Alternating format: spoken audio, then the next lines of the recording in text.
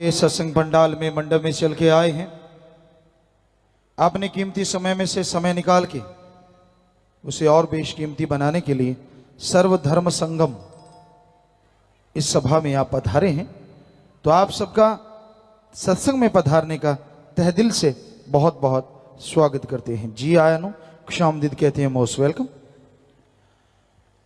और ये सर्वधर्म सत्संग इसलिए है, हम सभी धर्मों को इसलिए मानते हैं क्योंकि हमने सभी धर्मों को पढ़ा है, और जब पढ़ा तो सारे धर्म 99% एक जैसे हैं।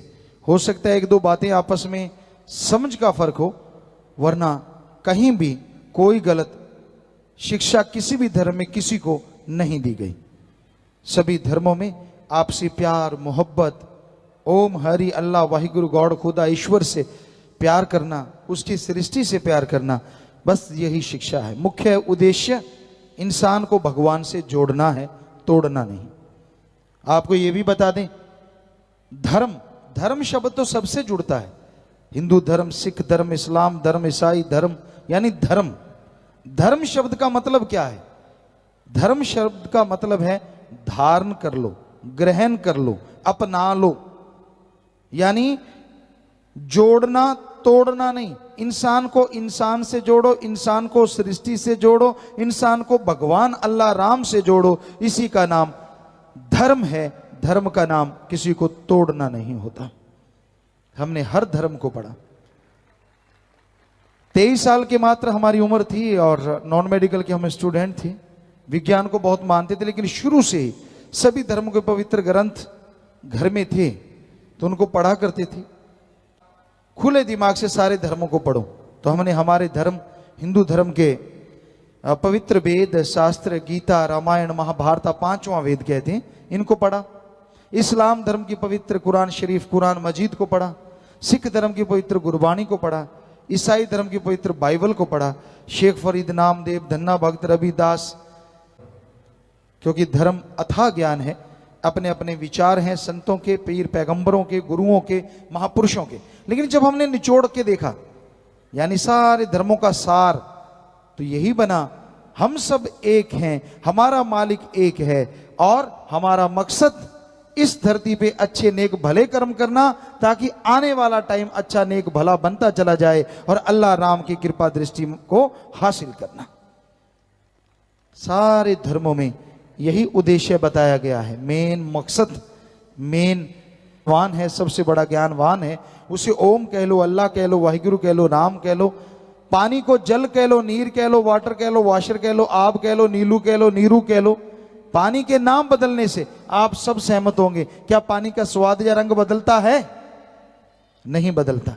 सोचने वाली बात, छोटा सा पानी, उसका नाम बदलने से अगर पानी नहीं बदलता तो उस मालिक तो बहुत बड़ी ताकत है, उसका नाम बदलने से मालिक कैसे बदल जाएगा? हर धर्म में लिखा है, किसी धर्म में नहीं लिखा वो दो हैं। हर धर्म में लिखा वो एक था, एक है और एक ही रहेगा। किसी धर्म में बता दीजिए लिखा हो वो दो हैं। ये तो आदमी ने बना दिए यहां आके, मेरा कोई और, तेरा कोई और, उसका कोई और। खाना पीना अलग, पहनना अलग, रहन सहन अलग। ये कबीलों में बंट गए थे लोग, इसलिए संभव है ये दूध भर दिया और दूसरे के खून और तीसरे के पानी भर दिया हो।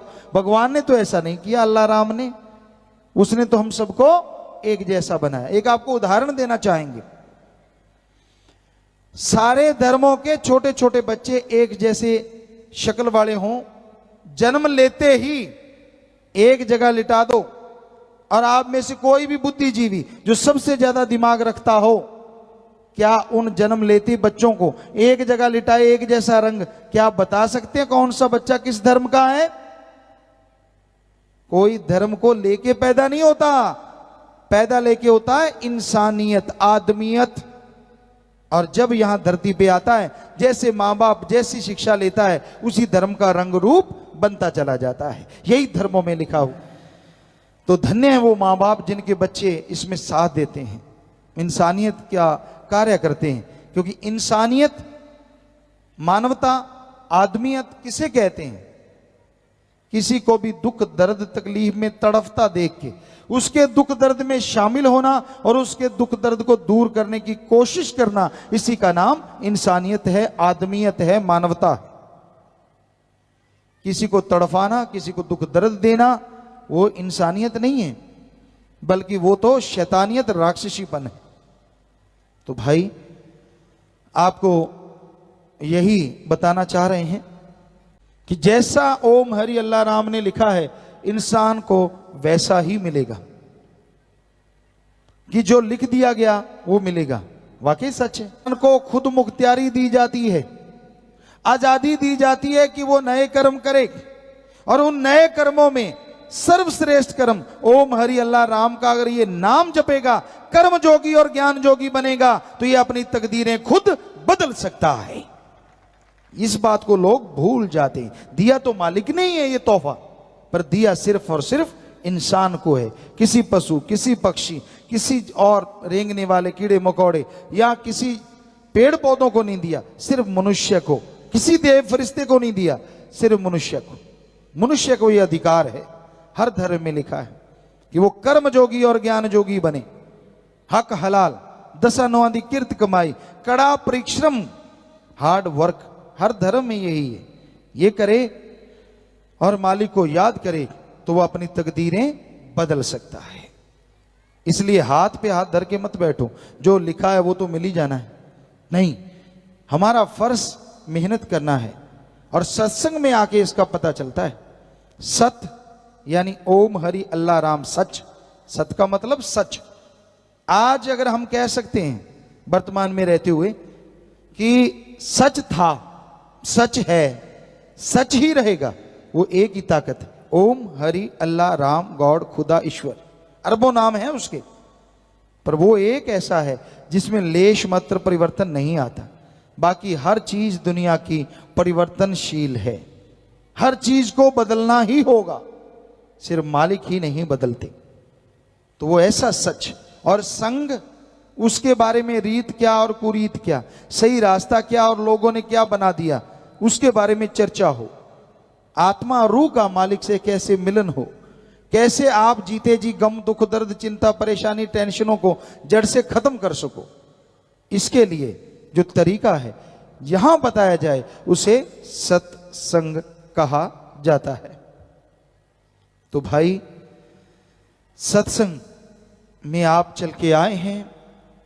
हमारे धर्मों में जिक्र आता है घोर कलयुग, शैतान युग, कलयुग, महाकलयुग जब होगा तो कौन आएंगे सत्संग में? जिन पे कृपा राम की वो चल सत्संग में आए।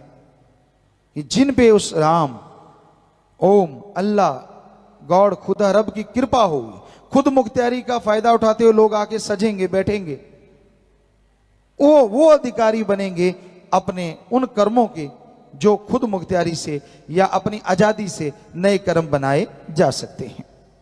तो भाई आप लोग सत्संग में पधारे हैं, पधार रहे हैं, बहुत बड़ी बात है। क्योंकि मेले मुजरे में इंसान चला जाता है, पास से पैसे भी देता है और कोई न्योता भी नहीं देता, फिर भी जाता है। पर सत्संग एक ऐसी जगह होती है, यहां आना मुश्किल, आ गया तो फिर बैठना मुश्किल। लेकिन जो भी चल के आते हैं, यकीन कीजिए वो ज्ञान सुन के अपने अपने धर्म में रहते हुए अति भाग्यशाली एक दिन जरूर बन जाया करते। पर आत्मा का बीमा ओम हरि अल्लाह राम के नाम से ही संभव है। जीते जी आत्मा गम, दुख, दर्द, चिंताओं से मुक्त हो, मरणोपरांत आवागमन से मोक्ष मुक्ति मिले, इसी का नाम सच्ची मुक्ति है, इसी का नाम सच्चा मोक्ष है। तो ये सिर्फ और सिर्फ राम नाम से संभव है।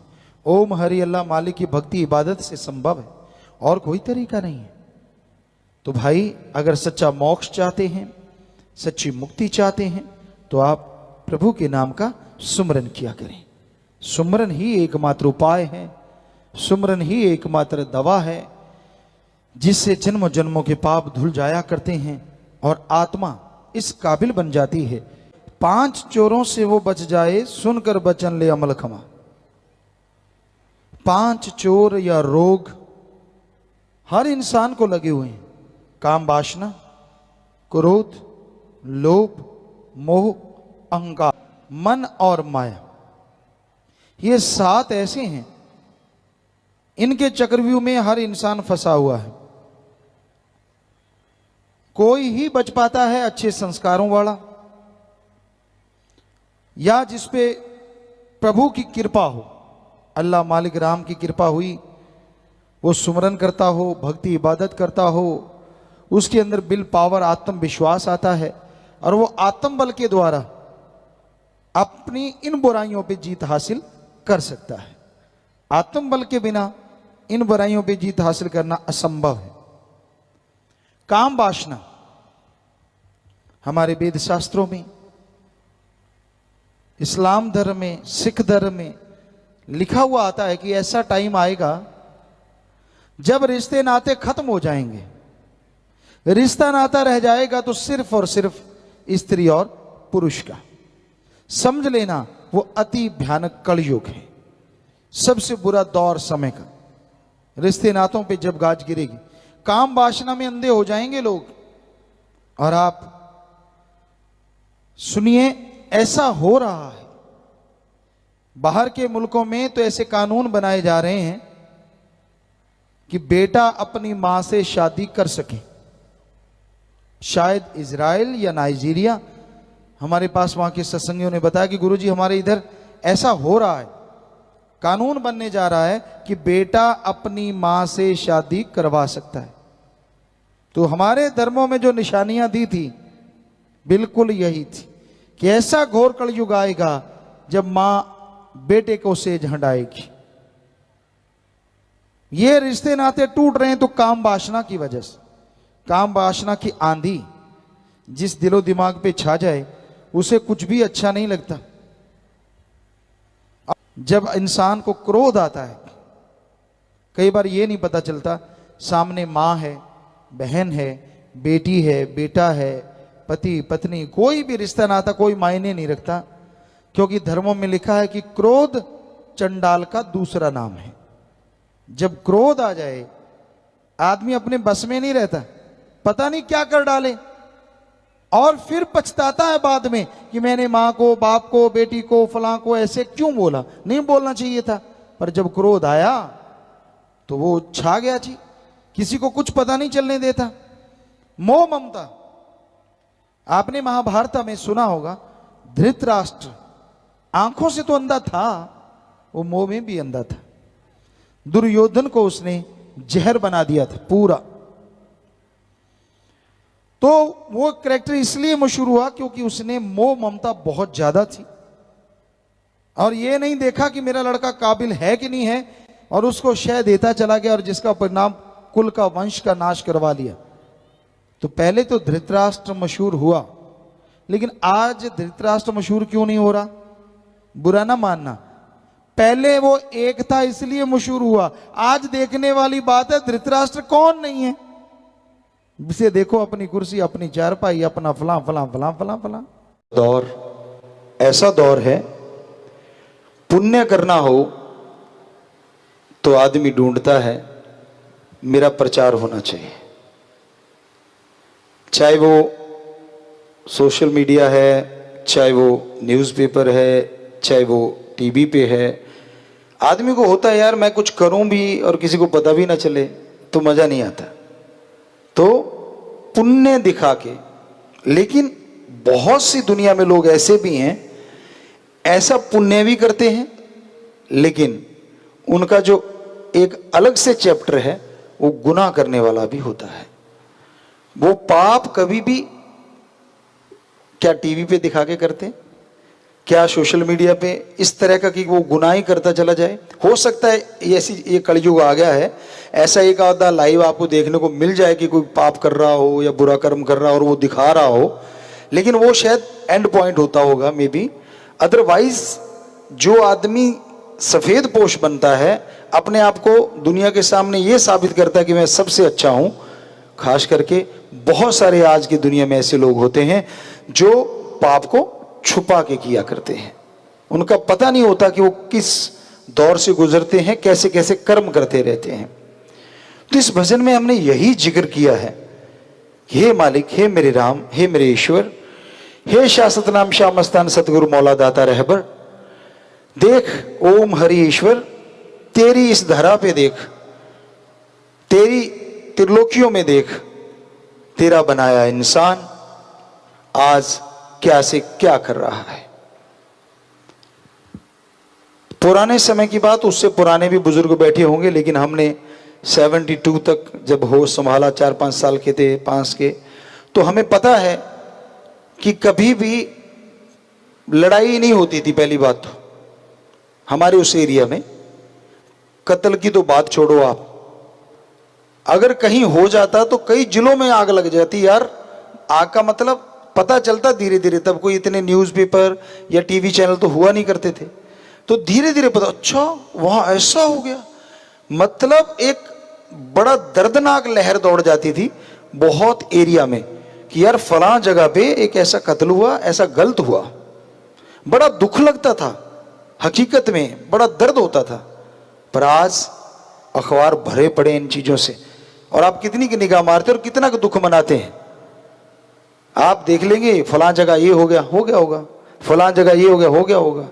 अजी महानगरों में तो पड़ोसी को पड़ोसी का नहीं पता है कि शादी हो रही है, दूसरे के मातम है, वो मातम मनाया जा रहा है, पड़ोसी शादी किए जा रहा है, कोई लेन देन नहीं है उनका आपस में, कोई बोलचाल नहीं है आपस में।